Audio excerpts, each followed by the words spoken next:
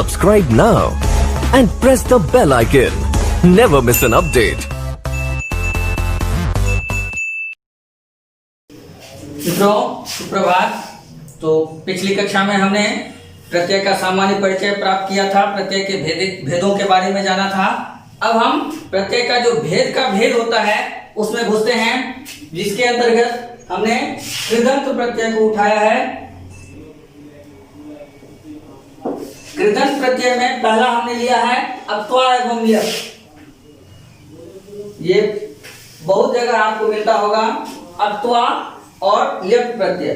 कहता है एक ही वाक्य में, अब हम गौर करेंगे जब हमारा सेंटेंस होता है तो वो सेंटेंस में प्रायः देखने को मिलता है 90, 95, 98% देखिएगा कि एक ही क्रिया का प्रयोग होता है, कहीं कहीं दो दो क्रियाओं का प्रयोग होता है। तो एक ही वाक्य में जब दो क्रिया प्रयुक्त हो, एक ही वाक्य में जब दो क्रिया प्रयुक्त हो तो पूर्व की क्रिया, राम आम खाता है गाता है, तो खाता है पूर्व की क्रिया कहलाएगा, क्योंकि उसका काम पहले हुआ, उसका प्रयोग पहले हुआ है। तो पूर्व की क्रिया के साथ पूर्व की क्रिया जिसको पूर्ण करने के बाद, पहली क्रिया खत्म करने के बाद दूसरी क्रिया आरंभ की जाती है। जब एक ही वाक्य में दो क्रिया प्रयुक्त हो तो पूर्व की क्रिया जिसको पूर्ण करने के बाद, खत्म करने के बाद, समापन के बाद अन्य क्रिया की जाती है, तो उस पूर्व की क्रिया के साथ अक्त्वा या ल्यप प्रत्यय का प्रयोग होता है। अब ध्यातव्य है कि यदि हमारा काम एक ही प्रत्यय से चल जाए तो दो दो प्रत्ययों की क्या आवश्यकता है। एक ही प्रत्यय के काम से हमारा काम चल जाए, प्रयोग से हमारा काम चल जाए, तो दो प्रत्यय की आवश्यकता क्यों है। तो कहा है कि जहां पर सिर्फ क्रिया रहे वहां पर अक्त्वा प्रत्यय का प्रयोग होता है, और क्रिया के पूर्व यदि कोई उपसर्ग रहे, उपसर्ग रहे प्लस क्रिया हो, तो वहां पर ल्यप प्रत्यय का प्रयोग होता है। जैसे दा धातु है, दा धातु है, दा मतलब देना,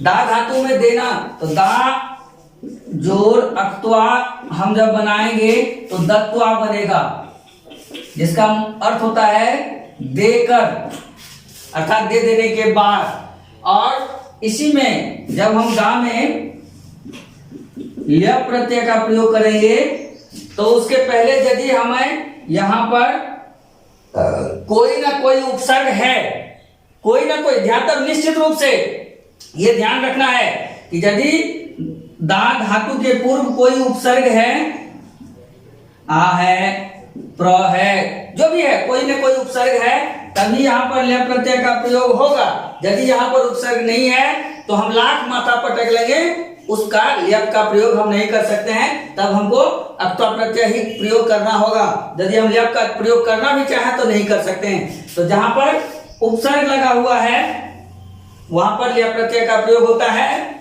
और रूप बनता है आदाय या प्रदाय। दोनों का मीनिंग होता है देकर, यानी अर्थ दोनों में, दत्वा मतलब भी देकर और आदाय प्रदाय मतलब भी, आदाय मतलब लेकर, आदाय लेकर, प्रदाय देकर। तो वहां पर प्र उपसर्ग होगा या दा उपसर्ग हो, अक्त्वा प्रत्यय प्र उपसर्ग लगा होगा तो दा धातु के साथ ल्यप प्रत्यय का प्रयोग होगा, जिसका अर्थ होता है देकर या फिर दत्वा। दोनों की स्थिति में मीनिंग निकलेगा देकर। लेकिन ध्यान देने की चीज है कि जहां पर अक्त्वा प्रत्यय का प्रयोग है वहां उपसर्ग नहीं है पूर्व में, और जहां ल्यप प्रत्यय का प्रयोग है वहां कोई ना कोई उपसर्ग लगा हुआ है। तो यह चीज कहता है एक ही वाक्य में जब दो क्रिया प्रयुक्त हो तो पूर्व की क्रिया के साथ, जैसे राम हंसकर पढ़ता है, चाहे पढ़कर देखता है, राम हंसकर पढ़ता है या राम पढ़कर देखता है, दोनों में कर यानी एक के साथ दूसरी क्रिया चलती है, लेकिन पूर्व की क्रिया खत्म होने की वजह से हंसकर देखता है तो पहले हंस लेता है, उसके बाद वह देखता है। पढ़कर सोता है, तो पहले पढ़ लेता है, पढ़ाई की क्रिया को पूर्ण कर लेता है, उसके बाद सोने की क्रिया करता है। तो पूर्व की क्रिया के साथ पहले वाक्य में हंसकर, विहस या हसित्वा, और दूसरे की क्रिया में पठित्वा विपठ्य, जो भी हो आप देखेंगे इसी तरह से कि जो भी जहां कहीं भी प्रयोग करेंगे, गीत गाकर बोलेगा, पहले गाएगा तब बोलेगा। आकर देता हूं, पहले आऊंगा फिर दूंगा। आकर देता हूं, आकर पहले आऊंगा तब दूंगा। इसी तरह से एक ही सेंटेंस में, तो जब पहली क्रिया खत्म होगी और दूसरी क्रिया आरंभ होगी, तो पूर्व क्रिया के साथ अक्त्वा या ल्यप प्रत्यय का प्रयोग होता है। क्रिया के साथ जब करके यह अर्थ निकलता हो, काम करके यह अर्थ निकलता हो, तो अक्त्वा या ल्यप प्रत्यय का प्रयोग होता है। अगला प्रत्यय हम करते हैं तुमुन।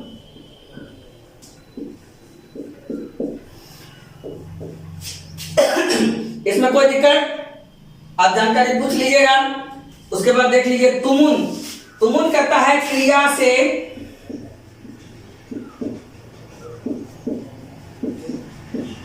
जब के लिए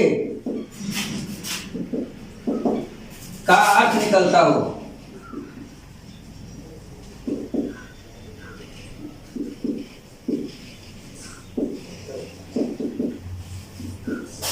तो वहां तुमुन प्रत्यय का प्रयोग होता है। तुमुन प्रत्यय हम आगे कहते हैं राम के लिए, मोहन के लिए, श्याम के लिए, वहां पर तुमुन प्रत्यय का प्रयोग नहीं होगा। स्पष्ट लिखा हुआ है कि जब क्रिया के साथ लगेगा, हम कृदंत में हैं, जो इस प्रत्यय का प्रयोग सिर्फ और सिर्फ क्रिया के साथ लगता है, तो क्रिया के साथ कहता है, क्रिया से जब के लिए का अर्थ, फॉर का अर्थ, के लिए का अर्थ निकलता हो, तो वहां पर तुमुन प्रत्यय का प्रयोग होता है। नॉन के साथ, संज्ञा के साथ, के लिए, राम के लिए, मोहन के लिए, कृष्ण के लिए, मेरे लिए, तुम्हारे लिए, वहां पर नहीं। पढ़ने के लिए, हंसने के लिए, देखने के लिए, देने के लिए, लेने के लिए, आने के लिए, जाने के लिए, वहां पर क्रिया के साथ हम तुमुन प्रत्यय का प्रयोग करते हैं। क्रिया से जब के लिए, जैसे पढ़ने के लिए पठितुम, देने के लिए दातुम, गाने के लिए गातुम, आने के लिए आगंतुम, जाने के लिए गंतुम, पीने के लिए पातुम, खाने के लिए खादितुम, यानी हम क्रिया के साथ जब के लिए का मीनिंग निकलता हो, अर्थ निकलता हो, तो वहां पर तुमुन प्रत्यय का प्रयोग करते हैं। बहुत आदमी के दिमाग में होगा कि राम के लिए, मोहन के लिए, श्याम के लिए, तो वहां एकदम बिल्कुल नहीं होता है, के लिए का निकलता है, लेकिन सिर्फ और सिर्फ क्रिया के साथ। जैसे पठ जोड़ तुमुन,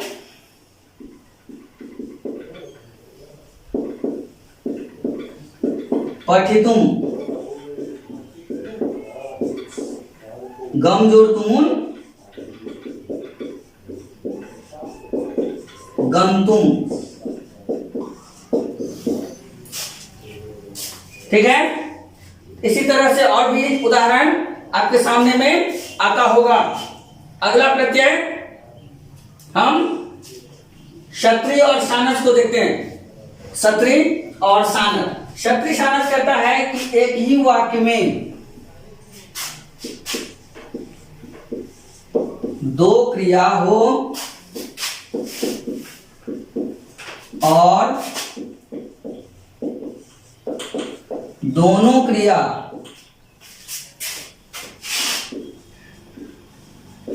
साथ साथ चले,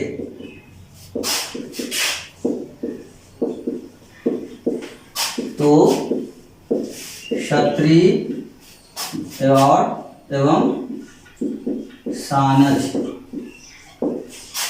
प्रत्यय का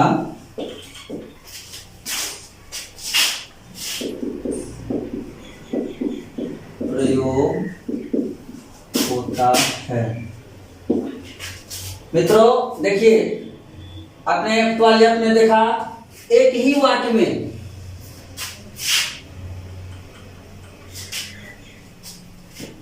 एक ही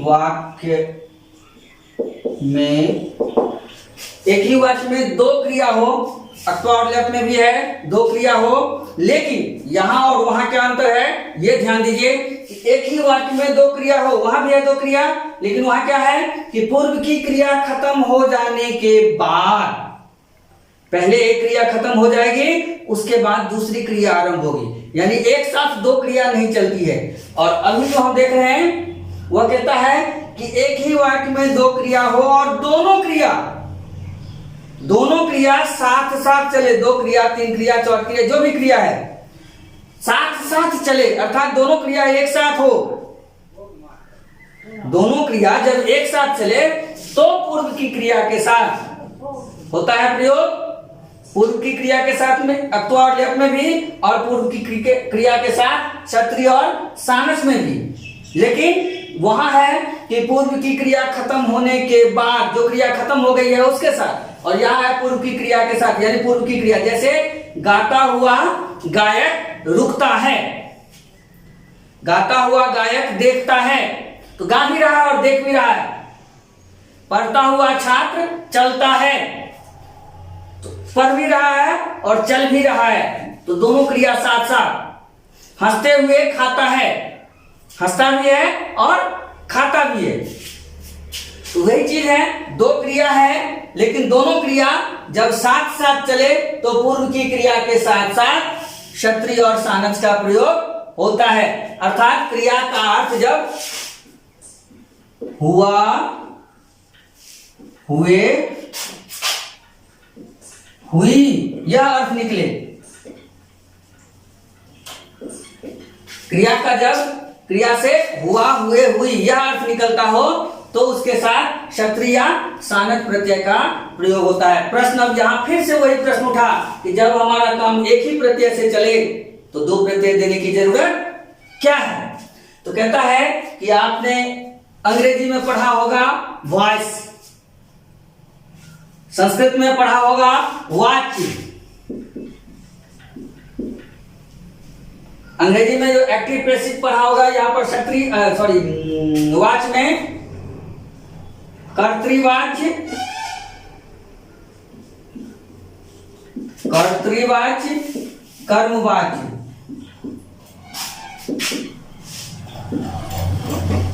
भाववाच्य। तो यहां पर कर्तृवाच्य और कर्मवाच्य ये पढ़ा होगा। क्योंकि भाववाच्य को हम इसलिए नहीं कहे हैं अभी कि भाववाच्य में जो है ना, या तो वह कर्तृवाच्य के रूप में लिखा जाता है या कर्मवाच्य के रूप में लिखा जाता है, इसलिए जहां कर्म का अभाव होता है वह भाववाच्य होता है, ये सब हम जानते हैं, वो हम अभी नहीं, हमारा विषय नहीं है। तो कर्तृवाच्य और कर्मवाच्य ये आपने पढ़ा होगा, नहीं तो फिर हमारा आगे का प्रोसेस होगा जिसमें वाच्य में हम जब पढ़ेंगे तो हम जानकारी लेंगे। तो कहता है कि जब हमारा वाक्य कर्तृवाच्य में हो, कर्तृवाच्य में हो तो उसके साथ क्षत्रिय प्रत्यय का प्रयोग होता है, और जब हमारा वाक्य कर्मवाच्य में हो तो सानच प्रत्यय के साथ प्रयोग होता है, सानच। जब हमारा वाक्य सेंटेंस जो है वह एक्टिव में होगा, एक्टिव वॉइस में होगा तो क्षत्रिय प्रत्यय का प्रयोग होगा, और जब पैसिव में होगा तो सानस प्रत्यय का प्रयोग होगा, क्रिया के साथ होगा। यह ध्यान रखना है कि कर्तृवाच्य और कर्मवाच्य, कर्तृवाच्य के साथ क्षत्रिय प्रत्यय और कर्मवाच्य के साथ सानस प्रत्यय, कर्तृवाच्य क्षत्रिय प्रत्यय, कर्मवाच्य सानस प्रत्यय। जैसे जाता हुआ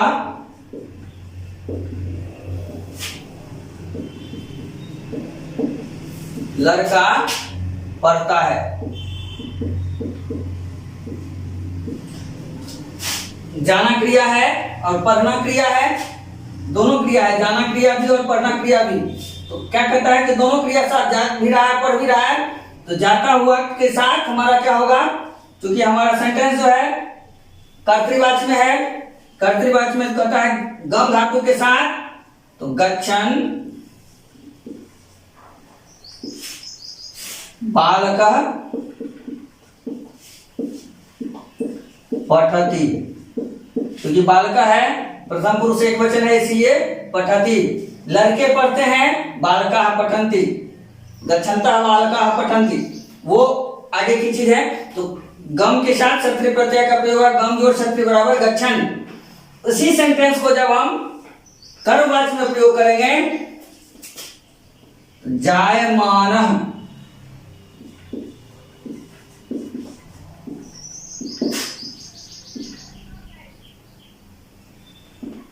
जायमानेन बालकेन पठ्यते। इसी के साथ जाता हुआ लड़का पढ़ता है तो जायमानेन बालकेन पठ्यते, क्योंकि कर्तृवाचक और कर्मवाचक का नियम है कि कर्तृवाचक में कर्ता में प्रथमा विभक्ति, कर्म में द्वितीय विभक्ति और कर्ता के अनुसार क्रिया, और कर्मवाचक का नियम है कर्ता में तृतीय विभक्ति, कर्म में प्रथमा विभक्ति और कर्म के अनुसार क्रिया। वो आगे की चीज है, उस पर अभी हमको फोकस नहीं करना है, तो ये देखना है। तो पहले सेंटेंस में क्या है, कर्तृवाचक में क्षत्रिय है और कर्मवाचक में सानच, मानः, माना, मानम, वो रूप बनता है जायमानः, और उसी के तृतीय एक वचन में जायमानेन बालकेन, तो ऐसा रूप बना। तो इसी तरह क्षत्रिय शानच प्रत्यय का प्रयोग हम करते हैं।